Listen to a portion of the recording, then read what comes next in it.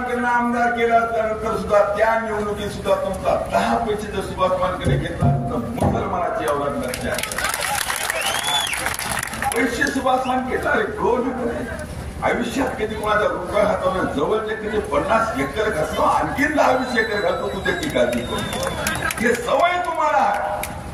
सख्या भावाला तुम्ही चांगलं समजत ना, सख्या भावाचं तुम्ही वाट ओळख करता. आता दिनेश पाटलाची तुम्ही वाट लावली भले माणसं लक्षात ठेवा. त्याला तुम्ही न्याय देऊ शकत ना तर बाकीच्या लोकांना काय न्याय देऊ शकणार ते लक्षात ठेवा. तुम्हाला विचार करावा लागणार आहे.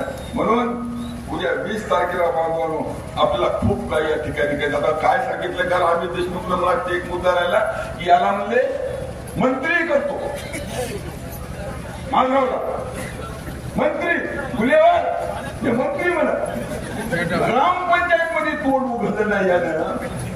आयुष्यात 10 वर्षे आमदार पट्ट्या एखादी बातमी टीव्हीवर माधव पाटलाची आली का आपल्या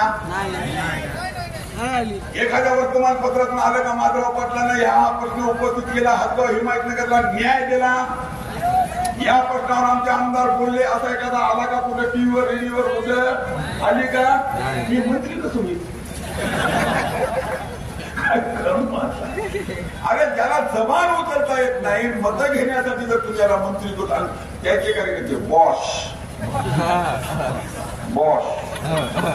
शोलेमध्ये आमजद खान बॉस होत.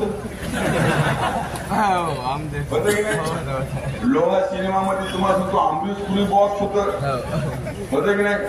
बऱ्याच पिक्चर मध्ये तुम्हाला तो कादर खान ज्ञानी शक्ती कपूर बॉस राहतात की नाही. आणि अखेरला बॉस तर काय होते याची कल्पना तुम्हाला रस्ता भंबा अँब्युलन्स हॉस्पिटल बॉस कुठं ना आमच्या हॉस्पिटल मध्ये. अरे बॉस या बॉसला आपल्याला हॉस्पिटल मध्ये पाठवायचं आहे परंतु पुण्या पाठवायचं आहे नांदेडच्या मुलमुलेच्या हॉस्पिटल मध्ये. मुलमुले माहित आहे तुम्हाला नाही तर तुम्हाला सांगतो येतो म्हणायला नाही निवडून येतो मला लावा शिरत केवढे तिला तर आता 4 दिवस बाकी आहे तर 25 एकर जमीन मी या ठिकाणी माझे पैसे तर नाही 25 एकर जमीन ठेवतो. 25 एकर जमीनची शर्यत माधवराव पाटील किंवा नागेश पाटलांना येऊन माझ्या संघ लावावी त्याची मै 25 घ्या आणि माधवराव जर आला तर मै 25 घ्या आणि माधवराव पडला तर तुम्ही मला फक्त 10 द्या मै 15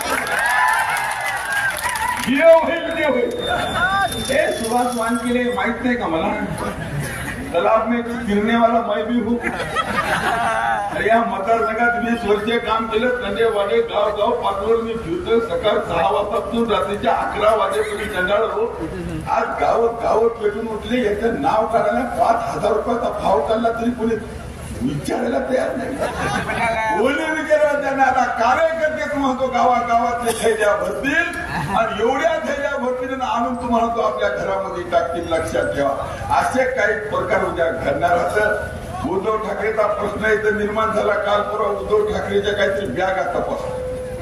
आता इथं मी मीडियाला एक सांगतो किंवा आमच्या निवडणूक आयोगाला माझी विनंती की उद्धव ठाकरे साहेबांच्या बॅगा सभेला येत असताना तपासू नका सभा करून जाताना तपासा.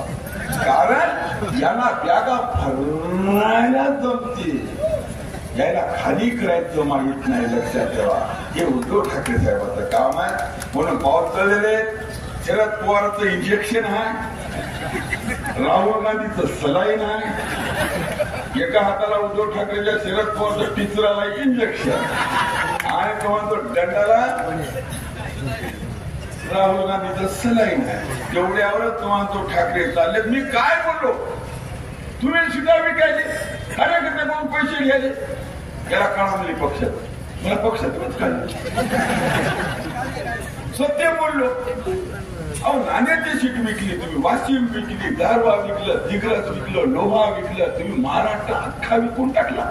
यायला वाटलं का मुसलमान मतदान देतात कसं काय मुसलमान मतदान देतात काय म्हणून दिलं तुम्हाला मुसलमान मतदान. बघ बोर्डाचा प्रश्न आला होता तर पार्लमेंटमध्ये हे नागेश पाटील उभा टाकला होता का तिथं थांबले होते काय तुमचे 7 का 8 9 ते तुमचे खासदार एक तरी त्या दिल्लीमध्ये होतं का?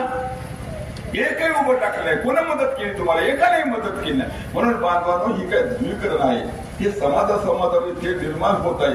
समाजामध्ये जे काय तुम्हाला दुरावा निर्माण करण्याचं काम सातत्याने काँग्रेसच्या माध्यमातून या ठिकाणी केलं जाते, की कुठेतरी दूर झालं पाहिजे. हिंदू आणि मुसलमान असेल, शीख असेल, इसाई, 18 पगड जातीनं भरगच्च भरलेला हा देश आहे.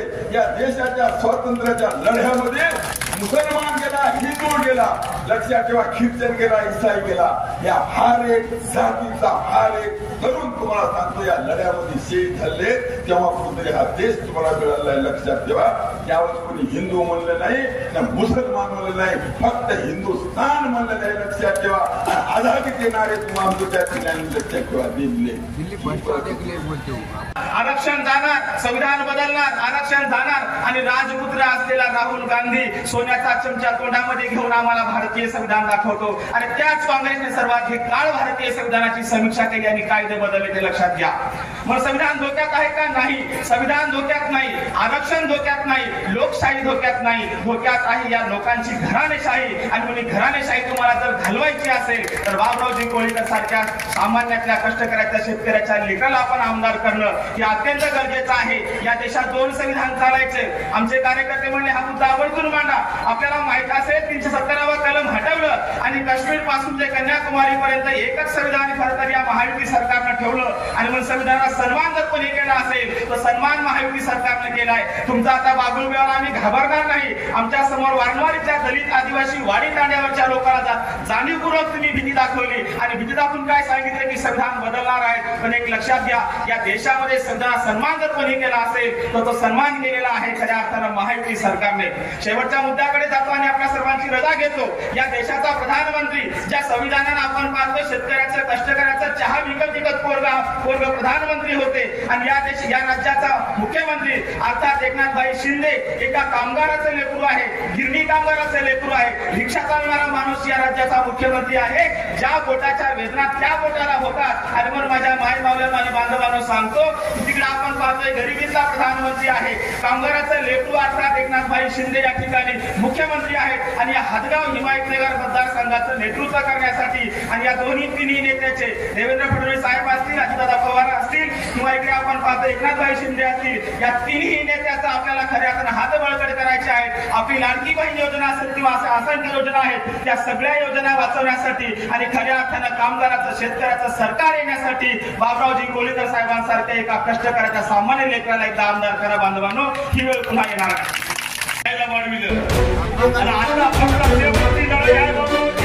कोणाची ताकद नाही उभं राहायचं. हे लोक आता फक्त पैसेवर माणसं राहिले नाही, पैसा राहिला. गावाला ट्रॅफिक काय पाहिजे सांग, तुमच्या मंदिराला काय पाहिजे सांगा, देवीला काय पाहिजे, देवाला काय पाहिजे, मंत्रिमंडळाला काय पाहिजे. आता ठिकाणी सांगितलं आपलं माझ्या माणसाने की इमानदारीला इतर लोक पैसे घेऊन येतात, त्या पैशाला काही बाब नाही, यायला काय पैसा नसतात म्हटले नाही. अरे तुम्ही हजार कोटी रुपये कमविता, 4 बंगले बांधता, कुठले बंगले आहेत ते? जरूर पैसे घ्या, पण एक असं 50,000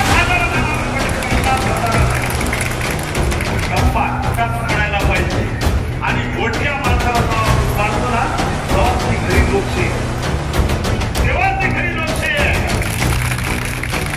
तेव्हा त्या जनतेचा विजय आहे. मी बोलायची गरज नाही, मला बोलायची गरज नाही. दिवाण आले कोणीकडे घेतला, माझ्या आले कोणीकडे घेतले तरी काही फरक पडत नाही.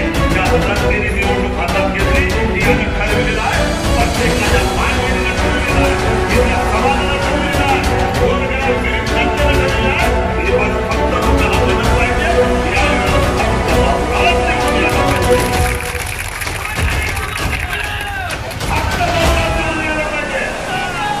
आणि इमानदारीने सांगलो. यावेळेस जर बाबूराव नाही आला ना, या स्टेजवर शपथ घेतो आम्ही राजकारणातून संन्यास घेतल्याशिवाय राहणार नाही. इमानदारी, कारण लढाई गरिबाची आहे ना, शेवटची लढाई आहे. नेते लोक खूप बोलणार आहेत. मी थोडक्यात तुम्हाला